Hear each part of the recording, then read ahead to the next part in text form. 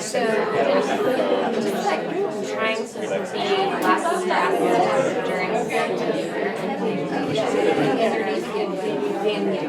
fewer unusual expectations. You know, we think of mindfulness and we think of like that. Yoga mat. That's not really being mindful. It's taking yourself out of myself.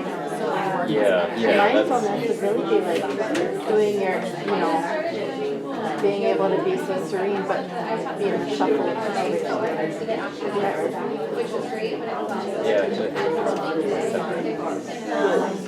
Then you're not thinking.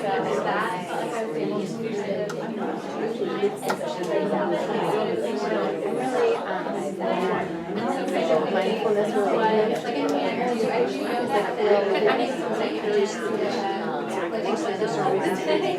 so many of our problems can be traced back to people not feeling external forces versus people speaking from their heart or people acting from their heart. And you can't, feel very warm that you don't have to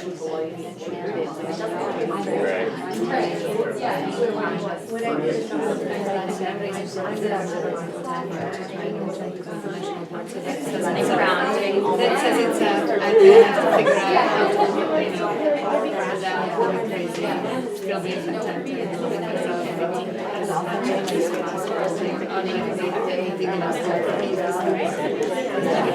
content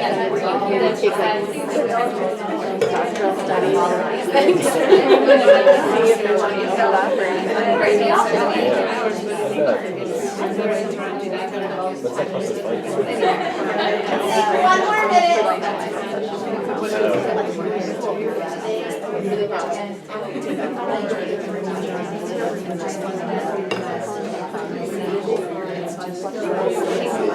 During lunch? Yes. Yes. I would like to do that. I need to get out of this.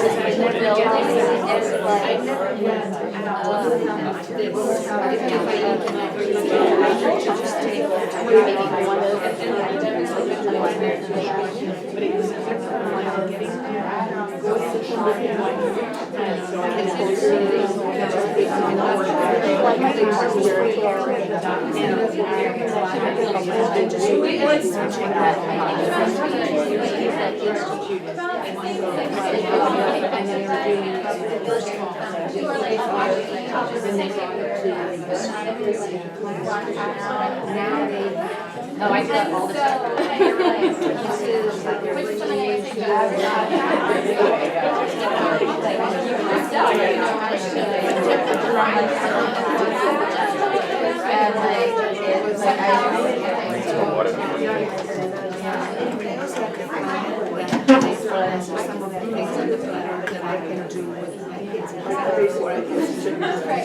Alright, let's go back to Heather.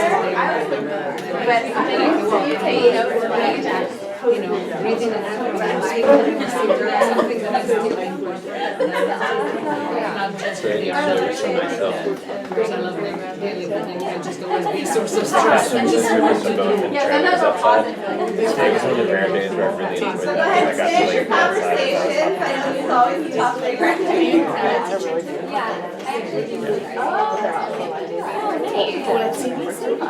The other agreement I forgot to put up there, but should be up there as well, and I didn't know, fixing no saving, speak your truth in ways that respect other people's truth is, this is not share or die. You know, so sometimes we have conversations, you feel like you have to say something, you don't have to say anything, right? So as it comes to these things, if there's something that you really don't want to talk about, feel free to not talk about it. That's also fine. Sometimes being a listener for someone is just as much of a gift as sharing kind of what's on your mind. So I will also put that out there. And having said that, are there any things that came up, any themes from your table, or anything that was really interesting about what brought different people to be here today for this?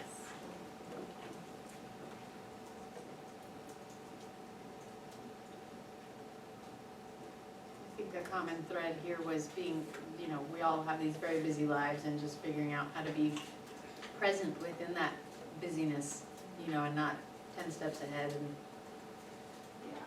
And I think, as most of you know, so a lot of mindfulness is coming into schools for kids. And what we're finding is that if you don't do it for the adults, it doesn't stick, right? So kids then see all of us living our lives the way we often do them, their parents as well as their teachers. And so it's not a really great opportunity for them to practice if we can't try to embody this as much as possible. Yeah. We talked about like ways that we could incorporate mindfulness and intentional thought during our work day. Yes. So not just when we go home after work, but actually during the work day. And some ideas were like, actually leave the building during your lunch break. Yes. And then, Yep. you know. Go yeah. outside. For a walk around the lake. Yeah, right, in certain contexts. And don't feel guilty about it. Right, and that is the other huge thing. This is what so many teachers say. They're like, people are gonna look at me weird if I try to do this. When we actually start doing this, you give other people permission to do what they need to do. When you were talking about how the children aren't responding to mindfulness unless the adults are, I think it's because if you're not involved in the change, you have a tendency, inadvertently or deliberately, of pulling people off. And the same way that people around you, if they're not involved in the change, they pull you off. So that's learning how to be your center is hard. Yes, yeah, so right. I'm glad you're already starting to go ideas. Yeah, go ahead.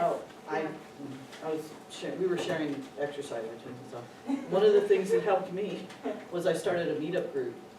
And then even if nobody else showed up, I had committed to be somewhere.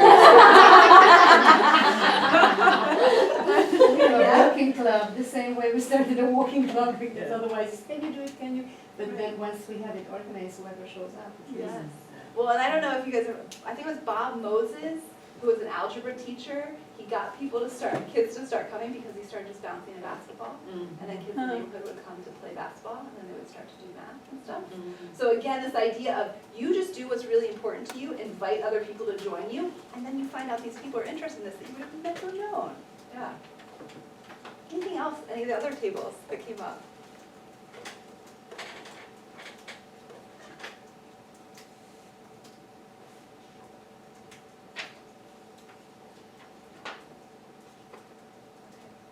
So the other thing we all know is how often does a teacher usually wait after asking a question before jumping back in? Not as long as you. You're supposed to wait 10 seconds. Right? So we have all this great research about wait time, and especially if you ask a question that's a hard question, you really need to allow time for silence, and getting people to be more comfortable with that is really, that's another way of kind of bringing this into your day. So being intentional about wait time. The other key is, when you first start to do it, what you may do is count the seconds in your head, and you go, First when you're not listening. right. So the more you can actually just cultivate your presence and just be curious and be wondering, that allows them students to do the same thing. You can also do this with colleagues as well, right? Another Just helpful.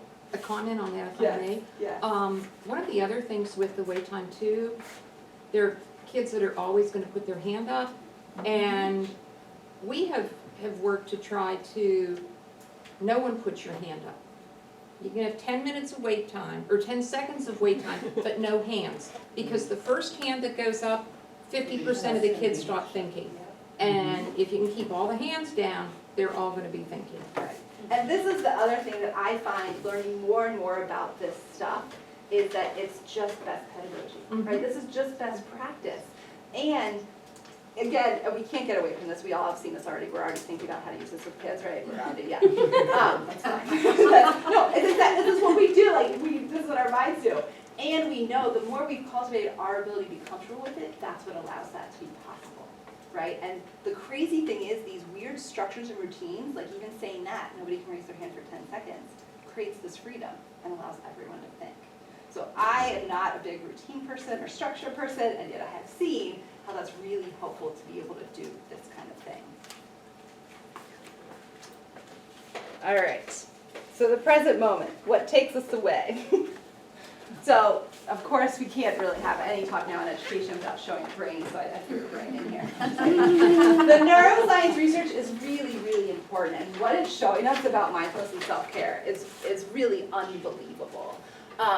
These are the areas of the brain that light up when our default mode network, so you might see DFM sometimes if you look at particular articles, when that is active.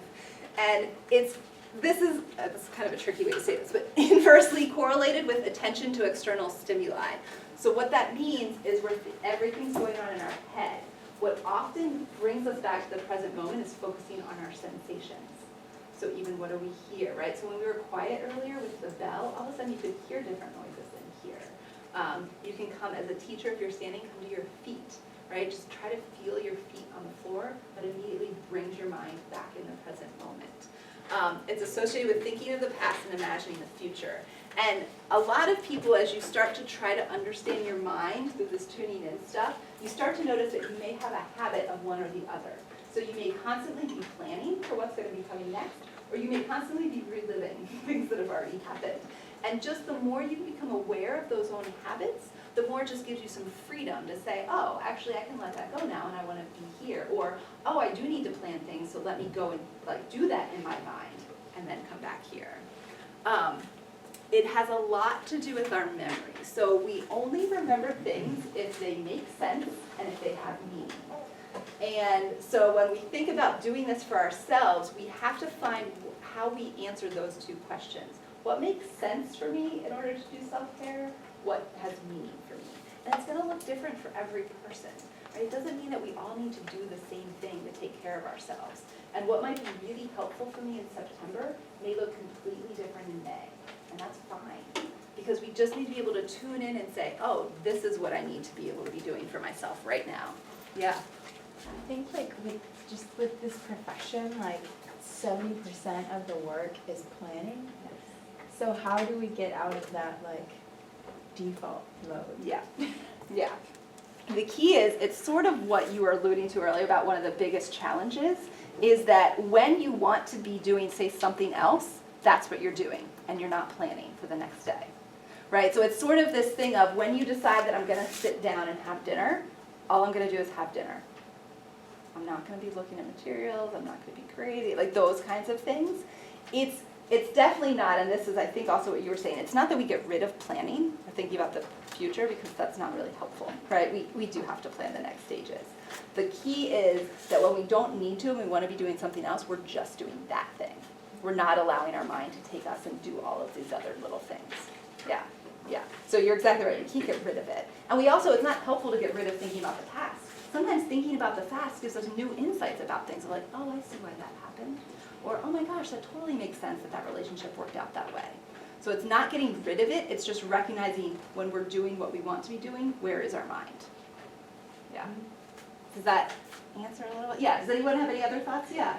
It's interesting because for me, what this conversation triggers is more like a little pushback. Well, but sometimes I really have the best thought or best idea about something when I'm really not planning on sitting down and planning. When I'm running around the lake or just, exercising and in the monotonous, like, no thought, sometimes out of that comes the best idea for something or for a lesson or for, yeah. And that's where I think that relaxed alertness is actually happening, right? You're doing that and that allows these things to come to light. Mm-hmm. Yeah, yeah. And that's what my spouse likes to say, that his best ideas come in the shower. Really? But guess what you're doing in the shower? You're doing this routine that you do all the time, so your mind can wander, right? So this is the other thing, which is sort of what you're bringing up. So all this research is now showing how mind wandering leads to kind of unhappiness and depression and all of these kinds of things. The reason that is because it's completely unconscious.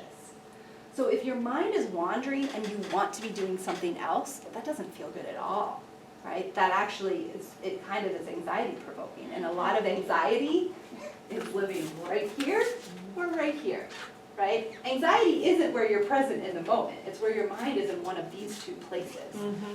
And at the same time, our best ideas, generative ideas, come from these weird things, right? Einstein used to go for walks is when he figured out all kinds of stuff.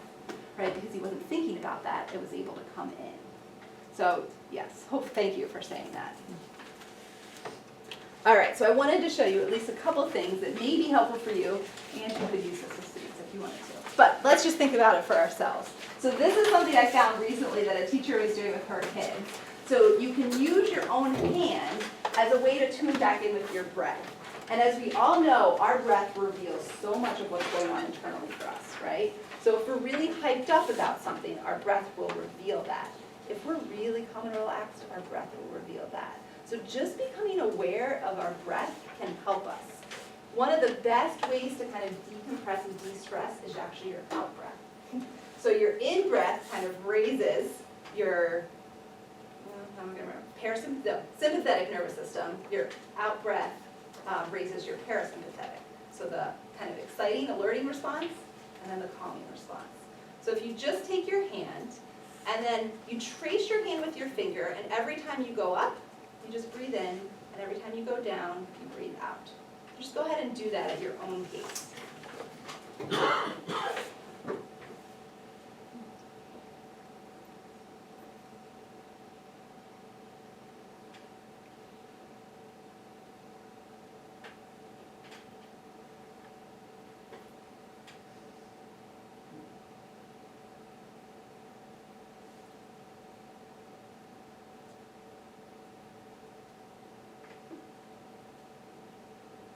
And the physicality of using your hand helps to focus your attention, right? So there are a lot of different breathing exercises we can do.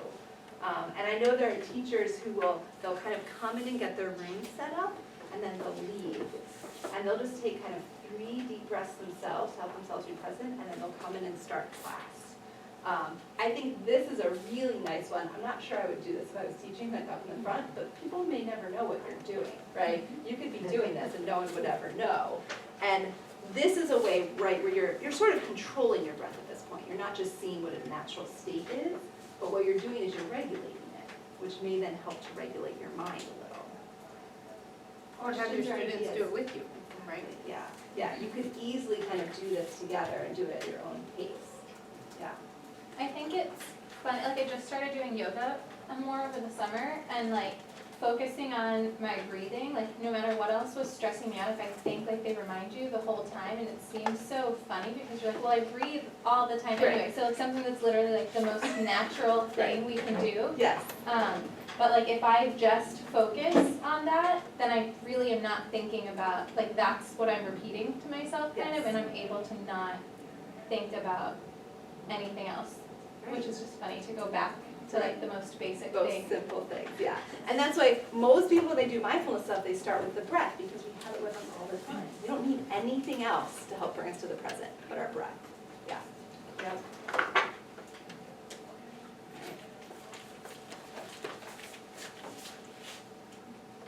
Oh, so what I also wanted to say with this, and Megan and I started to talk about this a little bit, is partly what's so interesting about the breath too is the rhythm of it, right? So that it's always in, and then we pause, and then it's always out. And so the ocean's like that. There are lots of things that kind of have that kind of movement. And one thing that's helpful is to think about the rhythm of your day. So what is your day? You started to look at like, can I go outside for lunch? And the group I was with last week, it kind of came to this realization that you can see what a school values by what its schedule is, right? So what do they make a priority? What does the schedule look like? And I think for us as individuals, we can do the same thing. So what do we make a priority? What do we fit into our day? And thinking about how with students often, and I think we need to do this with ourselves, especially as we're still learners all the time, when we take new information or something in, we need to have a way to kind of breathe out. So we need some downtime after that. So like for those of you who are in your PhD, as you think about your class schedule and how you're doing that, think about how you take stuff in, how do you actually integrate it and are able to breathe out. It's really good for us as well. We know our days get to be crazy busy, right? And we just go from one thing to the next. So how do we become more intentional about kind of beginnings and endings and transitions? And that's where I think most people are able to kind of fit this into their day-to-day, is when you think about those particular moments, you're able to find a way to put that in there in some way. So I'm wondering if people can think of things that you already do that you find to be intentional and that really kind of help you during the day, that's either kind of a beginning or an ending or a transition. So are there any things that come to mind or anything that as you start this year, you're like, I would really like to do this as part of my day? Things you're already doing or things you want to add in. Yeah. It sounds ridiculous. I use the restroom on the first floor of the building, and so I have to walk down three floors and then walk back up. And so it's time to just focus on going up and going down, or going down and going up the stairs. Right, and that's such a great example, right, again, of like something we do all the time, and yet we could just approach that stairwell very differently. Instead of being like, it's just a way for me to get there, because we know this is actually my time alone. Like maybe the only time I get during the day alone, right? Yeah, yeah. Writing, and I don't do it enough, and I actually wrote. Why I wait so long in between, because I know it helps me to clear my thoughts, sometimes, or if I'm angry or something and I just write about it, I begin to clear my mind or get the ideas that if I'm not supposed to be planning, but I'm writing, I'll get ideas for planning. Exactly, yeah, because that's how you're relaxed and alert. Writing is one of those tools for you, yeah. I started keeping a gratitude journal. So before I go to bed, I just write 3 to 5 things that I'm really thankful for in that day. And it's really nice to be able to look back and see too, because it kind of sparks those memories that made me very happy that day. And especially if I'm feeling like stressed out or like sad or something, it's really nice to be able to have that recorded. Yeah.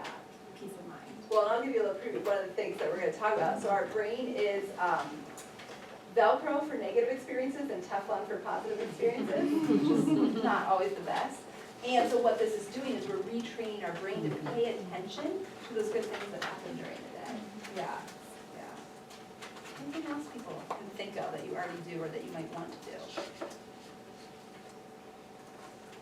Exercise. That's a big one for me. Yeah. Whether it's yoga or running or tennis or whatever, just some kind of physical activity that lets me get, de-stress and kind of feel like I've done something for myself. Yes, right, because usually it is just for you. Right. Yes, yeah, it's one of those great things. My great aunt who lived to 94 said the key to a long life is moving. So it's another one of these simple things that's really profound. Like the more we can move, the more we feel usually better. Yeah. One of my favorite things to do is asking my little ones, I'm raising 4 kids, what they would like to do with me. So it's like a different way of, really valuing mom time. Because we often just we have our concept, this is what's happening, that's what, and we don't realize that most little, individuals, just all of their entire days, they're told to do something. And I just had, the most amazing things, rolling Play-Doh or, going to the pool when I really didn't have plans, but that's what they really wanted to do. So when you're really present and can just enjoy spending time with kids, just unplug. Right, and how many kind of better ideas often they will have than we would for what's going to be fun. Yeah. This is combining the gratitude journal with your, which is conversation around the table, is to get everybody expected to, so tell me something that was good that happened today. What were you happy, gratitude, what were you grateful for today? Or what was good today? And if you can get them in the habit, they actually start looking for the thing, Mom's gonna ask me this today, I better have something good to say. Yeah, it's amazing, right, once we can train our brains to look for it, then we see things all the time. So that's actually sort of an activity we're gonna do, just a second. So we've been talking a lot about how to be present. The other part is kind of accepting and extending compassion. And this was a model that I worked on for about a year with the Mind and Life Institute. It was the Call to Care program. And it was geared for teachers and for students. And we looked at basically these 3 components of care. So extending care, receiving care, and cultivating self-care. And again, we talked about this early on, we're all very good at the extending care part as educators. We usually struggle a lot with this receiving care. So in order for us to be this person caring, we have to be one that's cared for.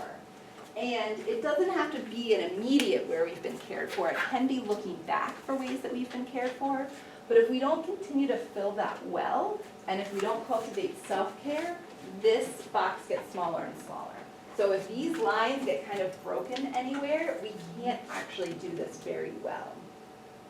And so what I'm going to invite you to do is just bring to mind some educator who has cared for you in some way in the past. It could be recent, it could be way long ago. So see if you can just bring this person to mind. We'll take a couple, maybe just a minute. And see what you notice as you think of this person. So what thoughts come to mind, what feelings, what sensations in your body. And as much as possible, you may have multiple people coming up for you, just try to focus in on one and see if you can see kind of that person there.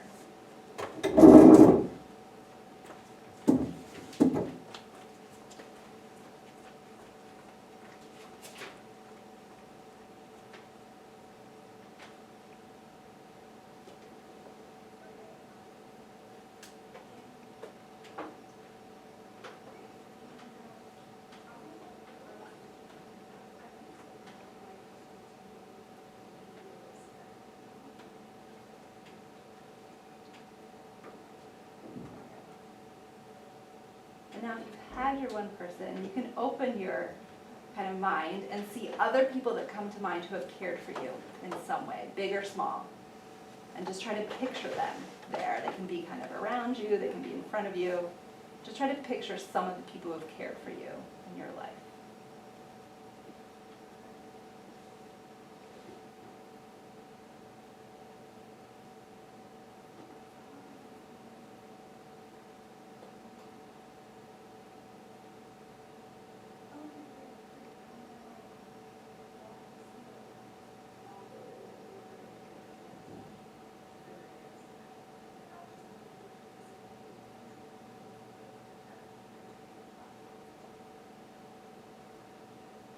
Now, whatever way that you want to say thank you to those people that you've been imagining, and then just let them go. And if your eyes are closed, you can open your eyes.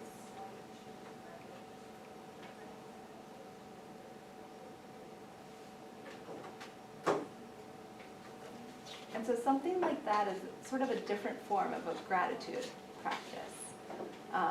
And I know for me it's helpful, especially when things can get very hard or challenging or I get very tired.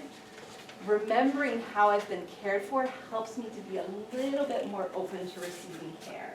So to maybe saying yes when someone offers to do something for me versus thinking I just need to do it. And as we all know, we didn't get here on our own, any of us, right? We've all been cared for in different ways by different people and different adults.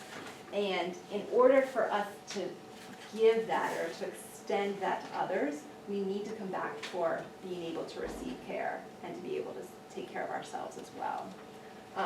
And as you think about sort of in the life cycle of like a human being, we all start out receiving care in some ways from some adult figure.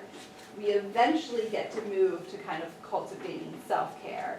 And then from those positions, we're able to extend care to others. Like that's how it works. And this cycle needs to keep going and be complete. So Nell Notties wrote this book, I think it was in 1990, of the challenge to care in schools. And this is only more important today, I think, of what it looks like to be able to have care in schools. I'll just stop there.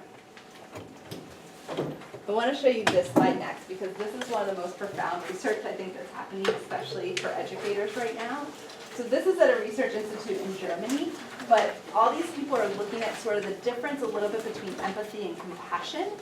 And what they found that's very striking is that if empathy stays as empathy, where you feel what someone else is feeling, what it often leads to is empathic distress. And this is right. This is teacher burnout right here. There's no other kind of way to describe it. This is what happens. Because you feel whatever those students are feeling, whatever the community you're in is feeling, your colleagues, right? You just start to embody all of these things. If we can transform empathy into compassion, what compassion does is say, I wish you well. I wish you health. I wish you to be anything that we wish for them.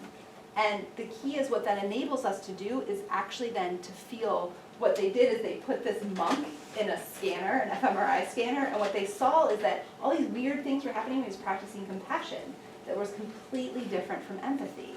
And what they realized is this is almost more like what a surgeon does, right, when they're operating. That they actually, I want you to be well and healthy, but if I feel your pain too much, I can't take care of you. And as educators, this is the exact same thing that's happening to us. We too often are coming into this quadrant instead of coming into this quadrant. And partly what it does is it helps us to see kind of what the source is, what is our impact zone with other people.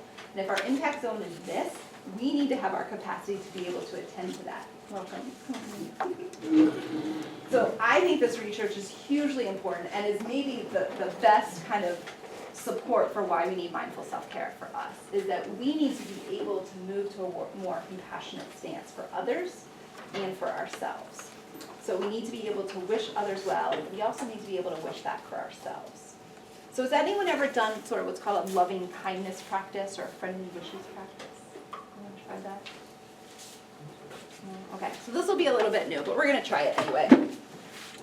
So these are some of the things that you can say, and the idea is sort of how we brought people to mind before. We're gonna do that for this as well.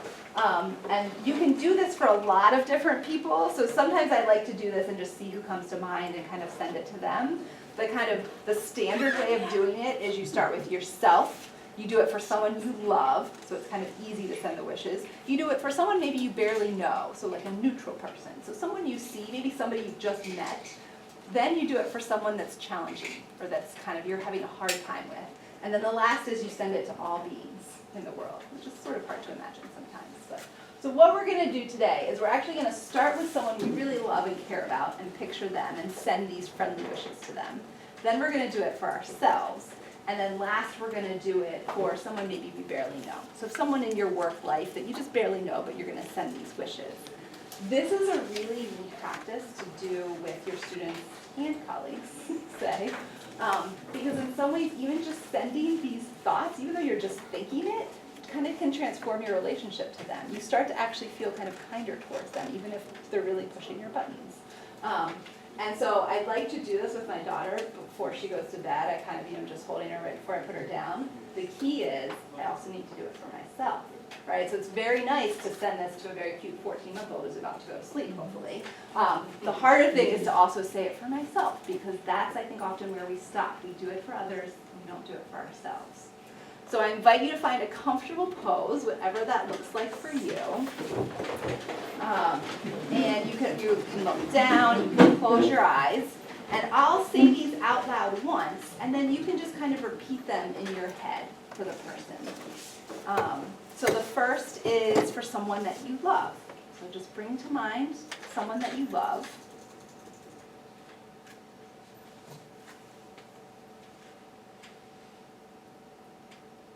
May you be happy. May you be safe.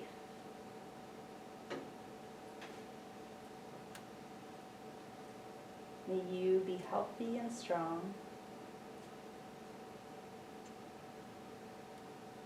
May you be peaceful.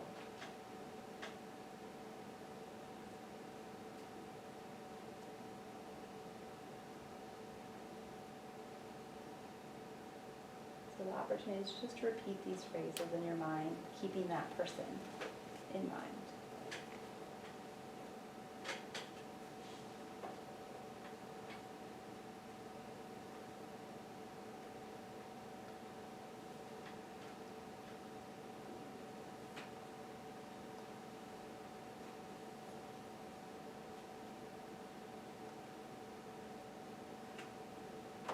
And now let the image of that person go.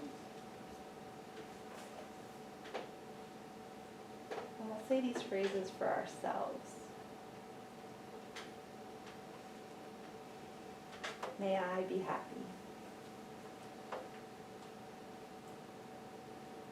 May I be safe.